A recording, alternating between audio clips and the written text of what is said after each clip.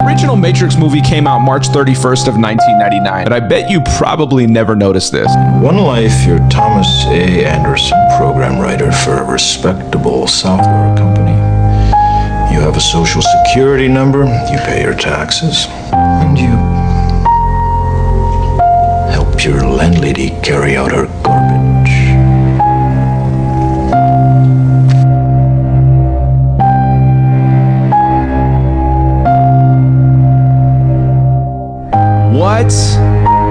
What? On September the 12th, 2001. What would you have done if you'd been president? What would I have done? Yeah. I would have done a legitimate investigation to find out what exactly happened on 9/11. How did they know who did this so quickly like they did Lee Harvey Oswald?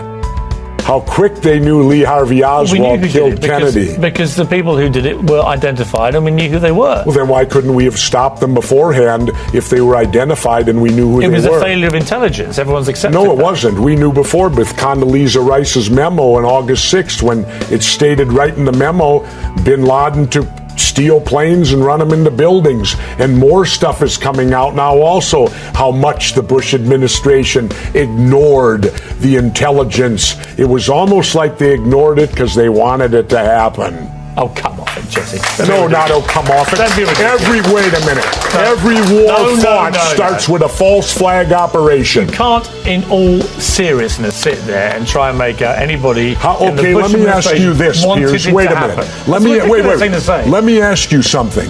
How much studying have you actually done of 9/11 other than what the government's told you and what mainstream media has told you? I've been studying it 4 years. I was editor of a national newspaper. I've talked to people. Wait a minute. In depth every day for 5-6 months. Really? So I know a lot about it. Well, one thing I do know is, let me ask you this you cannot say that any member of the Bush administration knew it was going to happen or wanted it to happen. It's a ridiculous thing to say. Ridiculous. Okay, let's talk about your BBC. I have a tape of a BBC reporter broadcasting directly back to England talking about a third building has collapsed. World Trade Center Building 7 talks for 7 minutes. All the while she's talking, World Trade Center Building 7 is still standing right behind her. It didn't fall for another half hour, yet they were doing a pre-broadcast back to England that, yes, it's true, you need to that take this a break building fell and it hadn't fallen yet. If you're trying to make out the British Broadcasting Company, one of the most respected news organisations in the world, was inventing huge buildings falling over, you need to have a break, Jesse. We'll come back after the break and we'll talk about Israel and Iran. Are you kidding me? This is a fact, my friend. New York have been hit by airplanes. In Washington, there is a large fire at the Pentagon. The Pentagon has been evacuated. And there, as you can see, perhaps the second tower, the front tower, the top portion of which is collapsing. Because everybody, once you have seen Building 7, there is no way back. You can cheat on yourself, and you can try to suppress it, but you cannot. You have seen it, and then there's no way back. It's not very healthy, to lie to yourself and say, no, I didn't see that. But many people do, because it's simply too painful. Now, more on the latest building collapse in New York. You might have heard a few moments ago I was talking about the Salomon Brothers building collapsing. And indeed it has. It seems that this was not a result of a new attack. It was because the building had been weakened during this morning's attacks. We'll probably find out more now about that from our correspondent, Jane Stanley. Jane, what more can you tell us about the Salomon Brothers building and its collapse? Well, only really what you already know. Details are very, very sketchy.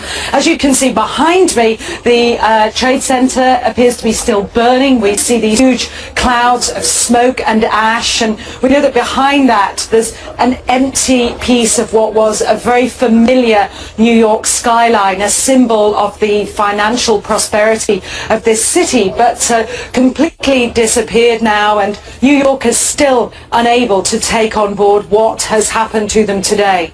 Presumably there were very few people in the Salomon building when it collapsed. I mean, there were, I suppose, fears of possible further collapses around the area. That's what you would hope, because they don't really know where to turn. That's the very sad thing. I think there's going to be a lot of very, very traumatized people that has hit them very, very hard. Jane, I think many of us, when we heard the news, perhaps on the radio earlier today, were completely flabbergasted by it and just couldn't comprehend it. I mean, it almost sounded too far-fetched. I was wondering what it's felt like for you being in Manhattan. Well, unfortunately, I think we've lost the line with Jane Stanley in Manhattan.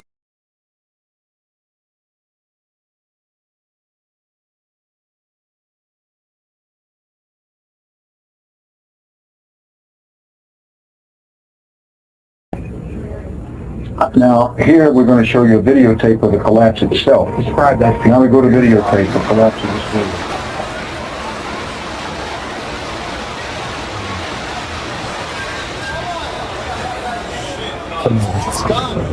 Amazing, incredible picture word. Too far-fetched. For the third time today, it's reminiscent of those pictures we've all seen too much on television before, when a building was deliberately destroyed by well-placed dynamite to knock it down.